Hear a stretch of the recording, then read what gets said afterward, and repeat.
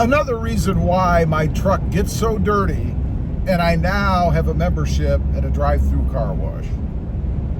Good afternoon, everybody, and welcome back to RobMotive. Out here cruising around in the new Toyota Tacoma, the 2025 TRD Off-Road, in the gorgeous Terra color. And I was thinking about mods and things. You know, I've done a lot of mods in the last several years on this channel to both third generation and fourth generation trucks. And I got to thinking, you know, what are the hardest couple of mods that I've done to this truck, particularly as compared to the third gens? The first one has to be the TRD Pro Grille.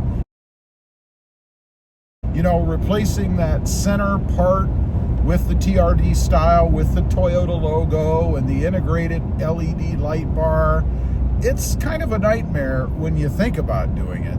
I must admit, after getting into it, having done the entire mod and experiencing it, it's not quite as bad as it seems it's going to be before you ever start.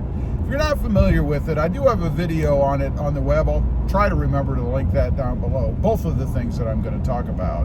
But in short, you have to remove the whole front end of the truck. You know, I've only ever removed the front end of any vehicle one time, and it was just as scary, and that was on a Mercedes-Benz, ironically, to change the grille in that as well. The Tacoma was, I would say, a little bit easier than that, and maybe a little less daunting. I mean, when you're messing around with a Mercedes, you know if you screw anything up, it's gonna cost you, right? Not that it wouldn't cost you with a Toyota Tacoma, but still a lot more expensive. So as I mentioned, to replace that center grille part, you have to remove the whole front end. Now, my biggest piece of advice, because people have asked me, you know, what do I need to look out for? What could really hang you up? Is just to take your time and be patient and watch the video that I'm going to try to remember to link below, because I tried to provide a step-by-step procedure, I guess, so that it's successful. And it was very successful for me. I didn't lose anything. I didn't break anything. No screws left over when I was done. It really did go very smoothly. But you have to take your time and be patient and make sure that you, I guess, don't go overboard when you're removing some of the parts. A lot of the parts are just kind of snap in, held together with plastic pieces, right? So while you do have to kind of get on them a little bit here and there, you don't want to give it everything that you've got.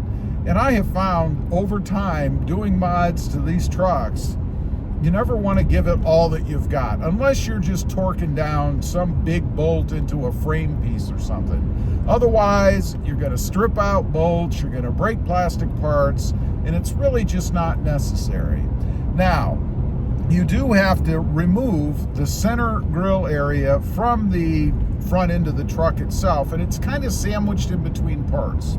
Now, I will say, you have to practically remove everything to do that. I mean, you're basically disassembling that whole grille piece, right?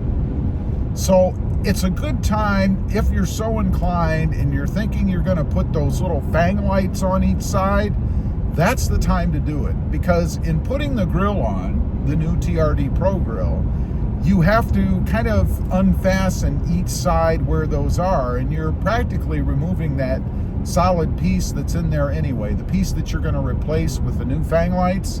So if you're going to do it, the time to do it is while you're doing the grille. It doesn't mean you have to hook them up or do the electrics or anything. Save that for another day, another project, because if you're like me, it's going to take the better part of a morning or even a day to do that whole grille mod. I highly recommend doing it. I love the looks of it. And that's not to say that I really dislike the grille that the Tacoma came with, but it looks a little bit better, I think.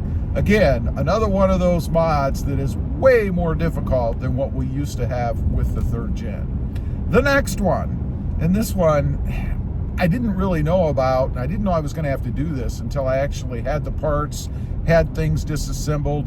I'm talking about the tow hooks, or the D-rings, the shackles that I put in the front, one on each side.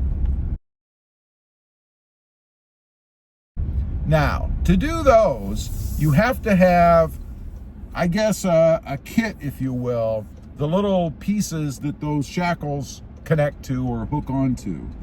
Rough Country has them. It's where I got mine. But the problem is the cross member. If you have the cross member, which I assume most of us are going to have at one point or another, you're going to have to notch out those brackets because they will not fit there if you have the cross member. And you might be wondering, well, why do I need a cross member? If it didn't come with it, what am I going to do with it anyway? Well, if you're going to put a skid plate on, get rid of that kind of cloth thing that Toyota gives us across the front.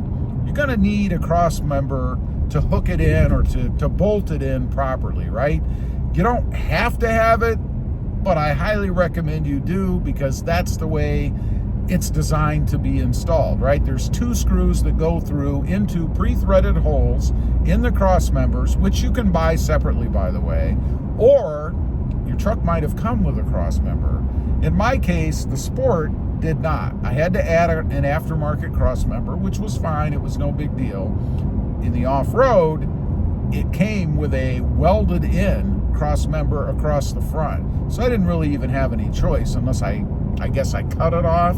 But what I'm talking about, the bracket kind of fits up over the cross member and you have to saw out, which is what I did, 2 notches, 1 in each bracket, I guess, to be able to fit them on there the way that they're supposed to be. And the metal for the brackets, because they are functioning toe points, the metal is pretty darn thick. It's, I'd say, right around 1/4 inch, maybe a little bit thicker. So to cut it is not bad if you're using a power tool.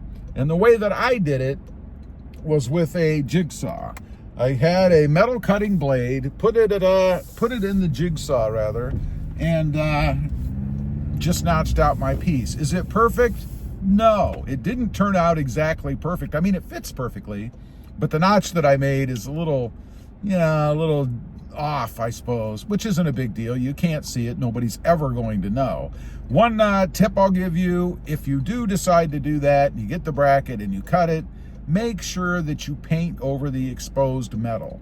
The last thing you want to do is put something like that on and then have it rust to pieces after a few years and really become non-functional because of its weakened strength, right? So make sure you put a paint or a layer or 2 actually over the area that you've now exposed because you've cut the metal.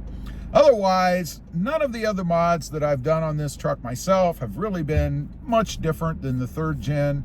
They've really been pretty darn easy. Most are simple bolt-on mods that anybody can do. Even letters in the tailgate back there, changing out the shift knob, side steps, or in my case, rock sliders. All of those things were just bolt-on applications, very easy. The pedal commander that I put in, plug and play.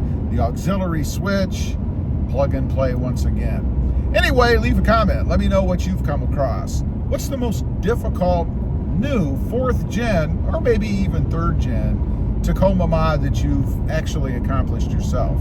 I'd just be curious to know. Thanks for watching. Stay safe out there. Bye.